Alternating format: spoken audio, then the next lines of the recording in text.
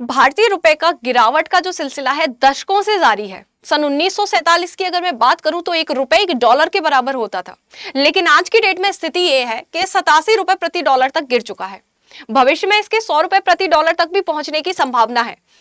लेकिन ऐसा हो क्यों रहा है? ये रुपए की गिरावट के पीछे कौन जिम्मेदार है? तो चलिए आज के सेशन में हम जानते हैं कि 4 ऐसे प्रमुख कारण कौन कौन से हैं जो रुपए की कमजोरी के लिए जिम्मेदार हैं। साथ ही साथ इनको रोका कैसे जा सकता है उनके बारे में भी चर्चा करेंगे। तो मैं अंशु एक बार फिर से आप सभी के साथ जुड़ चुकी हूं आपके अपने परिवार स्टडी IQ PCS पे। तो बहुत बहुत स्वागत है आपका इस सेशन में।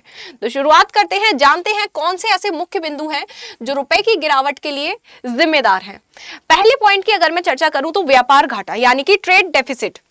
ठीक है, अगर यहां पर देखो इसका मतलब क्या है एक्चुअल में, उसको समझ लेते हैं आसान से शब्दों में। जब कोई देश आयात अधिक करता है और निर्यात कम करता है तो उसे विदेशी मुद्रा विशेषकर डॉलर में अधिक भुगतान करना पड़ता है। इससे क्या होता है? डॉलर की तो मांग बढ़ जाती है, लेकिन रुपए क्या हो जाता है? रुपए कमजोर हो जाता है।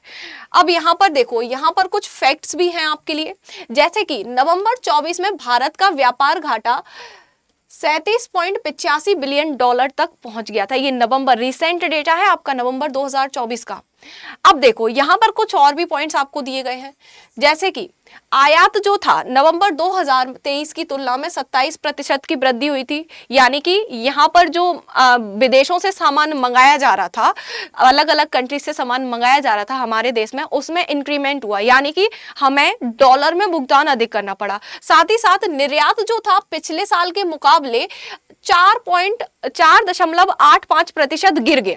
यानी कि हमने जो बाहर की कंट्रीज में सामान भेजा उसका जो रेशो है वो कम हो रहा है और बाहर की कंट्री से सामान मंगाने का रेशो जो है वो बढ़ रहा है। इससे क्या हो रहा है? हमें डॉलर में पेमेंट करना पड़ रहा है, बट हमारी जो करेंसी है उसके दाम गिरते जा रहे हैं क्योंकि हम निर्यात कम कर रहे हैं। हमारी करेंसी में लोग जो बाहर से इन्वेस्ट करते हैं, जो मतलब बाहर, अब हम अपना कोई सामान बाहर बेच रहे हैं, जैसे मेड इन इंडिया कोई चीज हमने अदर कंट्रीज में बेची, तो वो जब हमें पेमेंट करेंगे तो किस में करेंगे?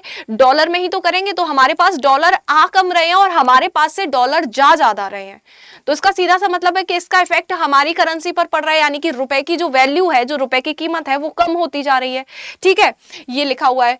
तो यहां पर ये देखो, इसका असर यह है कि भारत को डॉलर में भुगतान करने के लिए अधिक रुपए खर्च करने पड़ते हैं, जिससे डॉलर मजबूत हो जाता है और रुपया कमजोर हो जाता है। जो बात मैंने अभी समझाई वही यहां पर लिखी हुई है। दूसरे बिंदु पर अगर मैं चर्चा करूं, डॉलर की मांग और आपूर्ति, डिमांड एंड सप्लाई, भाई इकोनॉमिक्स वाला कॉन्सेप्ट यहां पर आ गया।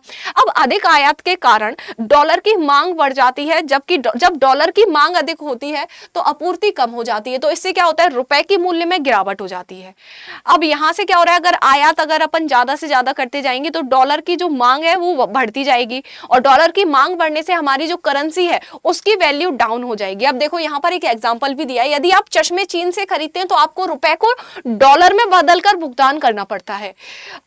अधिक आयात से डॉलर की मांग बढ़ जाती है, जिससे रुपए की कीमत गिरने लगती है। डॉलर की ज्यादा मांग और कम आपूर्ति जो होती है रुपए को कमजोर कर देती है। तो सेकंड जो पॉइंट है आपका, डॉलर की मांग और आपूर्ति, इससे भी आपके रुपए को कमजोर करने में, मतलब ये भी जिम्मेदार है आपके रुपए को कमजोर करने में, यानी कि इंडियन करेंसी को कमजोर बनाने में इसका भी बहुत बड़ा रोल है। थर्ड वन इज मुद्रास्फीति यानी कि इन्फ्लेशन। अब मुद्रास्फीति से क्या यहाँ पर प्रभाव पड़ता है रुपए की कमजोरी पर, उसको समझ लेते हैं। रुपए की गिरावट से आयातित वस्तुएं महंगी हो जाती हैं, यानी कि जो वस्तुएं बाहर से मंगाई जा रही हैं, रुपए की गिरावट से क्या हो रही है? वो महंगी हो रही है। यानी कि जैसे कि आप सभी को पता है अभी रिसेंट में जो डॉलर की वैल्यू है वो 87 रुपए चल रही है। तो यानी कि हमें $1 के लिए 87 रुपए का भुगतान करना पड़ रहा है। समझ में आ रहा है आपको? तो यहाँ पर क्या हो रहा है कि वहां से जो वस्तुएं आ रही हैं, वहां तो $1 की है, लेकिन यहाँ पर कितने की? भाई 87 रुपए की है। तो वहां से आने वाली जितनी भी वस्तुएं वो कितनी है? यहाँ की तुलना में वो महंगी पड़ती हैं। फिर यहाँ के जो लोग होते हैं उनको खरीदने में, मतलब उनके लिए तो वो महंगाई बढ़ गई ना। फिर वहां से तो आ रही है भाई एक में, यहाँ पर 27 में बिक रही है, तो यहाँ के लोगों के लिए तो वो वस्तु महंगी हुई फिर। तो यानी कि महंगाई भी बढ़ रही है इसके चक्कर में। अब यहाँ पर उदाहरण के लिए लिखा है, कच्चे तेल की कीमत बढ़ाने से पेट्रोल और डीजल के दाम बढ़ते हैं, जो अन्य वस्तुओं की कीमत पर भी असर डालते हैं। तो इस प्रकार से हमारे देश में महंगाई भी दिन ब दिन बढ़ती जा रही है। अब यहाँ देखो, रुपए की गिरावट से आयात महंगा हो जाता है, जिससे वस्तुओं और सेवाओं की कीमतें बढ़ जाती हैं। यदि आपका अब यहाँ पर देखो, यदि आपका पैसा बैंक के बचत खाते में है तो आपको आपको केवल 2 से 3% ही रिटर्न मिलता है, जबकि मुद्रास्फीति 5 से 6% है। इसका मतलब है कि हर साल आपके पैसों की वैल्यू जो है वो कम हो रही है। समझ में आया ये पॉइंट? ये पॉइंट भी अगर क्लियर है तो फिर आगे बढ़ते हैं। देखिए, निर्यात की कमी, यानी कि इंडिया से बाहर जो सामान भेजे जा रहे हैं उनमें कमी है।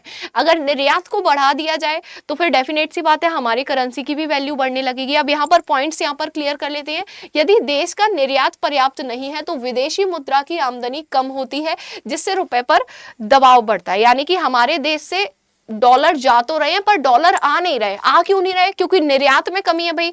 हम लोग अच्छे अच्छे प्रोडक्ट्स बनाकर विदेशों में अगर बेचे तो वहां से हमें डॉलर की सप्लाई प्रॉपर मिलेगी। तो डॉलर की अगर सप्लाई प्रॉपर हो जाएगी तो फिर हम उसे वापस दे भी सकते हैं, यानी कि हमारे पास सप्लाई प्रॉपर है तो फिर हम डिमांड के अकॉर्डिंग डॉलर दे भी सकते हैं। तो इससे क्या होगा, हमारे जो पास रुपए हैं उन पर दबाव नहीं पड़ेगा, जो हमारी सेविंग्स है, जो हमारी जमा पूंजी है, जो हमारे हिस्से के रुपए हैं उन पर दबाव नहीं पड़ेगा, है ना। ठीक है, आगे अगर देखा जाए, अगर भारत अधिक निर्यात करता है तो डॉलर भारत आता है और रुपए की मांग बढ़ती है। देखा भाई, उदाहरण, चीन का ट्रेड सरप्लस लगभग 97 बिलियन डॉलर है, जबकि भारत का व्यापार जो है घाटे में जा रहा है। अब यहां पर अभी मैंने क्या दिखाया था, भारत का वो घाटे में दिखाया था। अभी इससे पहले जो पॉइंट था भाई कहां था, यहाँ पर एक पॉइंट में मैंने आपसे डिस्कस किया था भारत का जो घाटा था, वो वाला पॉइंट देखिए भाई कहां पर, हाँ देखो 37.85 बिलियन डॉलर तक हमारा व्यापार घाटा है। और जबकि चाइना का ट्रेड सरप्लस यानी कि व्यापार का लाभ कितना है, 97 बिलियन डॉलर। तो देख रहे हो भाई हम लोग कितना पीछे जा रहे हैं। आगे बढ़ते हैं अगले पॉइंट पर, रुपए की गिरावट के प्रभाव। अब रुपए में जो गिरावट होती है उससे हमारे देश में प्रभाव क्या क्या पड़ रहे हैं, रुपए के कमजोर होने की वजह से हमारे देश की आर्थिक स्थिति पर क्या प्रभाव पड़ रहे हैं उसमें देख लेते हैं भाई। सबसे पहला इंपॉर्टेंट पॉइंट तो है कि महंगाई में वृद्धि। अगर रुपए की वैल्यू कम होगी तो डेफिनेट सी बात है बाहर से आने वाली जो चीजें हैं वो हमें महंगी मिलेंगी, है ना। डॉलर की तुलना में रुपए की जो वैल्यू कम है तो फिर जो डॉलर है वहां से तो भाई देखो $1 की चीज तुम 27 रुपए में खरीदोगे तो तुम्हें तो महंगी लगेगी ना। तो यानी कि यहाँ से महंगाई भी बढ़ जाएगी। आयातित वस्तुओं की कीमत बढ़ने से, देखो भाई वही पॉइंट आ गया, जो बाहर से मंगाई हुई वस्तुएं हैं उनकी कीमत हमें ज्यादा भुगतनी पड़ेगी तो फिर उसकी जो कॉस्ट होगी इंडिया में भी ज्यादा होगी। विदेशी निवेशों पर असर पड़ेगा, रुपए की कमजोरी से विदेशी निवेशक जो होते हैं हतोत्साहित हो जाते हैं। तो फिर भाई जब यहाँ की जो करेंसी है उसकी वैल्यू इतनी कम है तो फिर कौन कम वैल्यू वाली करेंसी में इन्वेस्ट करना चाहेगा, तो कोई इन्वेस्ट भी करने के लिए प्रोत्साहित नहीं होगा, जिससे देश में निवेश कम हो जाएगा। आम जनता पर प्रभाव, अब आम जनता पर तो सबसे ज्यादा जो मिडिल क्लास लोग होते हैं हमेशा पिसते हैं भाई इन चक्कर में, क्योंकि हाई प्रोफाइल लोग तो देखो ले ही लेंगे, जो अंबानी वगैरह जैसे लोग हैं उनको तो कोई फर्क नहीं पड़ेगा, लेकिन जो आम जनता है, जो मिडिल क्लास लोग हैं उन पर सबसे ज्यादा इसका इफेक्ट पड़ने वाला है। क्योंकि रुपए की गिरावट से रोजमर्रा की वस्तुओं की कीमत बढ़ सकती है, जिससे आम जनता की क्रय शक्ति भी कम होती है। अब देखो यहाँ पर एक सिंपल सा एग्जांपल लेते हैं। कोई भी मिडिल क्लास फैमिली है, पहले मैगी का पैकेट आता था 10 रुपए का और क्वांटिटी भी ज्यादा होती थी। एक पैकेट में 3 बच्चों को खिला भी देते थे तो भी कोई फर्क नहीं पड़ता था, बेशक थोड़ा थोड़ा मिलता था बट 3 को मिल जाता था। अब आप मैगी का पैकेट लेने जाओ 15 रुपए का मिलेगा, 15 में से आप 2 को भी वो आधी आधी मैगी बांटना मुश्किल हो जाएगा। तो क्या होगा भाई, पहले रुपए कम थे, क्वांटिटी ज्यादा थी, एक ही मैगी में 3 लोग खा पा रहे थे। तो अगर बच्चा जिद करता था तो पिताजी उनके दिला लाते थे, हाँ चलो शाम के खाने का काम हो जाएगा तीनों बच्चों का। लेकिन अब मैगी का पैकेट भी महंगा है, क्वांटिटी भी कम है, मैगी की जो दाम है वो ज्यादा है, क्वांटिटी भी कम है। तो बच्चा जिद करेगा तो पिताजी 2 थप्पड़ मार के उसको दुकान से वापस लेवा लाएंगे कि नहीं भाई कोई जरूरत नहीं है, मैगी खाने से पेट में दर्द होता है। तो यहाँ से क्रय शक्ति जो है आम जनता की वो कम हो जाएगी रुपए के बढ़ने से, कीमतों के बढ़ने से। आगे अगर मैं नेक्स्ट पॉइंट पर चर्चा करूं कि इन सब चीजों के लिए समाधान क्या हो सकते हैं, कैसे इस रुपए की गिरावट को कम किया जा सकता है या फिर कैसे इसको रोका जा सकता है, तो पॉइंट नंबर 1 इज निर्यात को बढ़ावा देना। यानी कि अपने इंडिया से जो वस्तुएं हैं अच्छी क्वालिटी में बनाओ और उन्हें बाहर विदेशों में एक्सपोर्ट करो। तो यहां से हमें जो बाहरी यानी कि जो विदेशी मुद्रा है वो हमारी कंट्री में आएगी। ठीक है, सेकेंड 1 इज आयात पर नियंत्रण। अब जो गैर जरूरी वस्तुएं हैं उनके आयात पर नियंत्रण कर देना चाहिए। यानी कि हमें अपने इंडिया में ही वैसी चीजों का एक मतलब उसका वैसी ही चीजों का हमें क्या ढूंढना पड़ेगा, एक सब्स्टिट्यूट ढूंढना पड़ेगा। जैसे जो विदेशों से वस्तुएं आ रही है वो आप सभी जानते हैं महंगी होती हैं, लेकिन हम लोग इंडिया में उसी वस्तु का सब्स्टिट्यूट बनाकर उन्हें कम दामों पर सेल कर सकते हैं।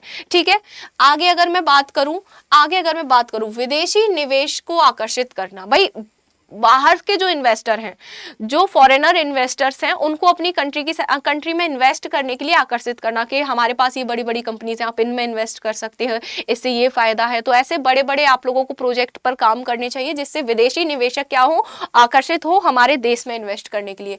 नीतिगत सुधार और कर रियायतों के माध्यम से विदेशी निवेशकों को आकर्षित किया जा सकता है, जिससे पूंजी प्रवाह बढ़ेगा और रुपए की स्थिरता में मदद मिलेगी।